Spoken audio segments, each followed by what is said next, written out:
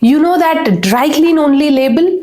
It hides more than it tells. What if I told you your cleanest clothes might carry some of the most toxic residues?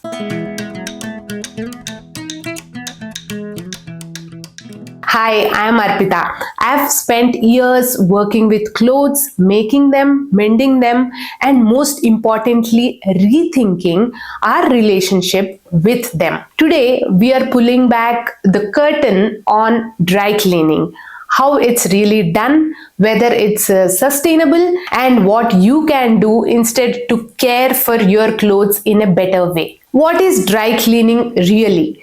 Despite the name, dry cleaning isn't dry. It uses a liquid solvent instead of water, traditionally PERC, perchloroethylene. PERC is a strong chemical that removes stains and oils, but here's the catch: it's toxic. It can linger on clothes, pollute groundwater, and harm workers who are exposed to it daily. I still remember walking past a dry cleaning shop in Bangalore. The chemical smell hit me hard. I had no idea what it was until I started digging deeper into how it works. Why is it a problem? PERC, let's call it PERC for convenience sake, is classified as a probable human carcinogen. The EPA, that's the Environmental Protection Agency in the US, has called PERC a probable human carcinogen, which means it can be dangerous with regular exposure. Many countries are trying to phase it out, but it's still widely used, especially in countries like India where regulations aren't strict. So, while your clothes may look clean, they might be carrying invisible risks. And the environmental toll? Massive. Toxic emissions, hazardous waste, and water contamination are just the beginning. Are there better alternatives?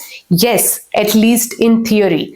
There are cleaning methods that are more sustainable than traditional dry cleaning. But in India, most of them aren't easily accessible yet.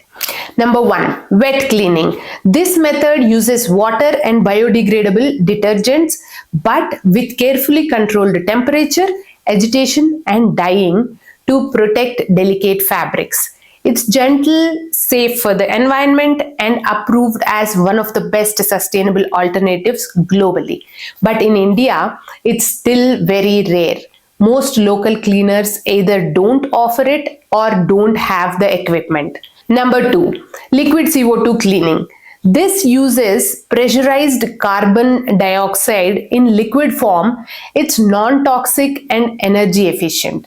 It's considered one of the greenest methods available, but it's not available at all in India, at least not at a consumer level.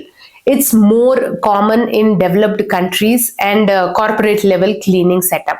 Number 3, silicone-based cleaning.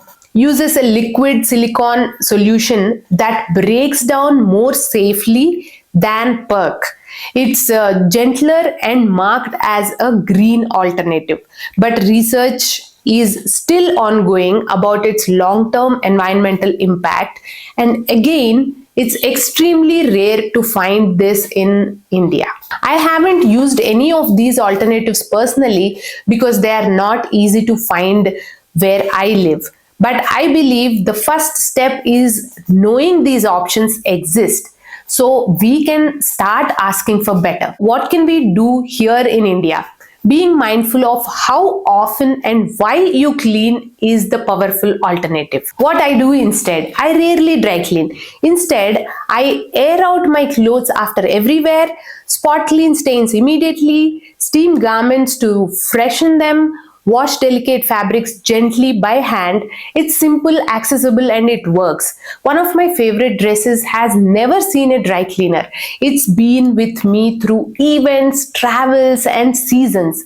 I simply care for it gently and it's still perfect. Dry cleaning might seem like the only option for certain clothes, but that's not always true.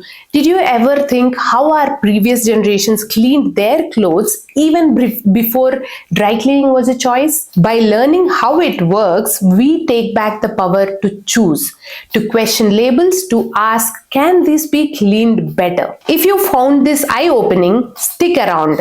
In the next video, I will share my best tips to extend your garment's life without dry cleaning. Don't forget to subscribe, like, and share this with someone who dry cleans regularly. They might thank you later.